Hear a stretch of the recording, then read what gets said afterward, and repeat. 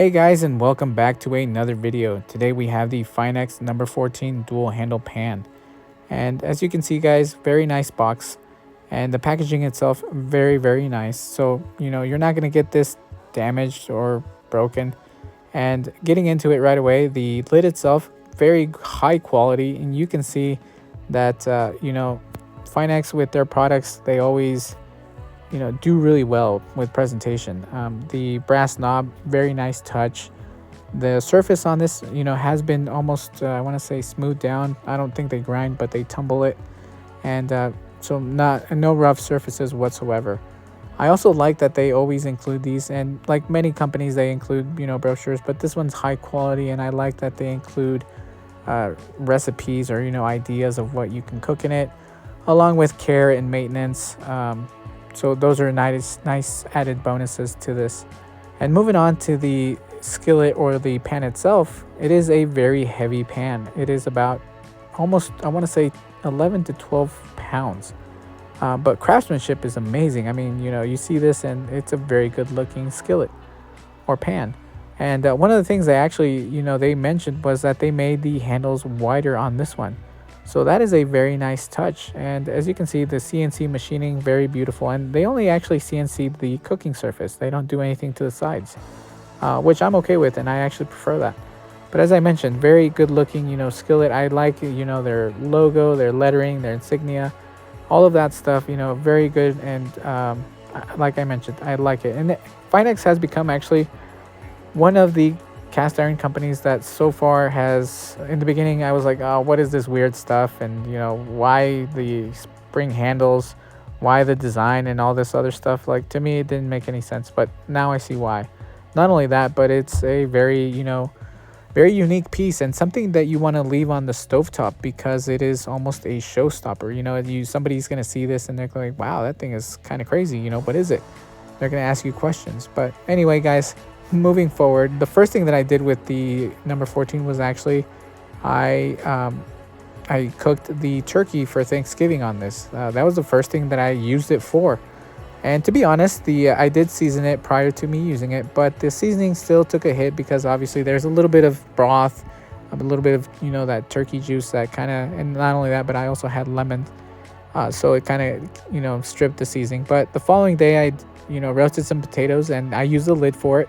So that's what the lid is handy for. I got nice crisp roasted potatoes. After that, I decided to give this a seasoning and get it back to working order, and it turned out great. As you can see here, the seasoning looks darker. It looks great, and that's one of the things that I'm very happy with so far, is that it has cooked, and there's no cooking issues whatsoever. The only downside, guys, is I've never experienced this before, but my seasoning, every time that I use it, just strips off. I don't know whether it's the heat that I'm using. I don't know if it was the initial seasoning that I did on it. I don't know exactly what I did, but for some odd reason, every time I use it, I wipe it down, the towel is just black. And I've never had that issue with any of the Finex products except for this one. Is it Finex themselves? I highly doubt it. I want to say there's something going on with my cooking. I want to say maybe there's something going on with the oils that I'm using, or maybe the temperatures or the surface, where I'm cooking at. Because the first things that, the first things that I cooked in was actually a charcoal grill, then a gas grill, and then later on I took it to the stove. But as you can see, it did a great job with chilaquiles. The next thing that I ended up doing was actually cooking some longaniza, which is actually a Mexican-style sausage, which is a little spicy and it has a lot of condiments, but still a great, way to actually cook it, because it cooked thoroughly. I even checked it just to make sure that we got it cooked properly. The following thing that I cooked on it, since I hadn't done any kind of meat, any kind of protein like that, I decided to sear a steak. And so I got a ribeye, and I also got some lobster tails. And I wanted to see how well it would do and perform. Are we going to have, since it is a bigger skillet, are we going to have uneven heat? Are we going to have issues with warping, because I wanted to sear at higher heats. And to be honest, guys, it worked great. The pan itself delivered a great sear. There was no, uneven heating, no issues of, heat. So heat distribution was really well, and heat retention very well. So I preheated it in the oven, got it nice and hot, and then took it out, and then stovetop, seared it. And like I mentioned, guys, it did a great job, seared really well. Now, that being said, I did have issues afterwards again, once more, with the seasoning. After I, cooked this meal, the seasoning stripped off where I had cooked, or placed the steak right here, as you can see. Why? I have no idea. Like I mentioned, I've never had any issues with any of my other, because I own the 12, the 10, and the 8.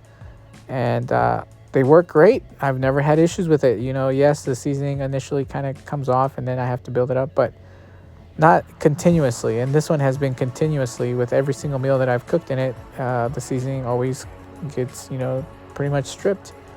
And mostly on, obviously, the cooking surface, not so much the side walls or the underside, just the cooking surface. So it is easy for me, and I am just perhaps being a little bit, of a complainer. But I do like even, seasoning, and I don't want it to be splotchy. But those are just things that it's just me nitpicking. So, if you are concerned and you are like me, about having a even coating and things like that, then you might, have a little reservation about this. But I'm not saying that it's not a great skillet. The added widening of the handles is actually a very nice touch. I do like that because I've held the Dutch oven. I don't own a Dutch oven, but I've held it, and I have the 18-inch griddle. The handles are great, but they're a little narrow. So and I have very medium-sized hands. I don't think mine are large or small. So when I grip the handles, I've burnt myself several times on the end caps, or the end where the not end caps, but the end caps on the skillets themselves. But on like this here, like this setup here, I have burned myself on the end where the cast iron touches the stainless steel. So you do have to be careful. And obviously, since I had placed this in the oven, those handles are hot. So I was going to butter baste, and I am going to butter baste, and I'm going to be actually using a towel because, as I mentioned, I was hoping that the handles had cooled by the time that I was going to butter baste, but no, they were still kind of warm, and I didn't want to risk me burning myself, so I opt to grab a towel, and but it still did a great job. So very happy with that. Like I mentioned, the only downside that I've experienced so far, or the only issues I've come across, is just the seasoning, and that's mostly been on the cooking surface, the sidewalls and the underside. No issues whatsoever. The seasoning is accepting really well. It's I'm building more layers, so I'm very happy with that. Just the cooking surface, that's the only thing that I'm having trouble with. Other than that, guys, a great pan and a great brazier. I don't know exactly what you want to call it, but to me, it could be a brazier, it could be a pan, not necessarily a skillet, but it's performing just as I expected it to perform. It's not disappointed whatsoever.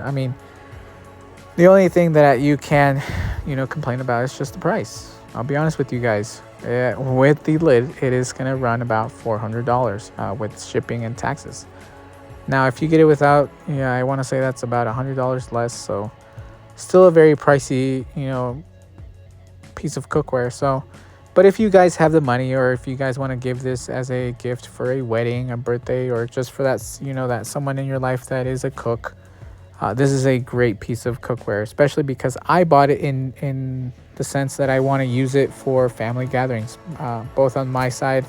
And on my wife's side, we have large family. So to me, this made sense. I wanted something that I could also transport, and grip with the, not worrying so much about whether the handles had cooled down or not, because the handles do cool a lot quicker than if you were to have just a cast iron handle. So anyway, like I said, if you have, if you have the money, and if you have the need for this, then I do recommend it a lot. Other than that, if you want to get yourself a skillet from Lodge, you can. And, you don't need to opt to something like this. But if you like the design, if you like the quality, and if you want to support, local smaller businesses, Unlike Lodge is a bigger, I want to say business.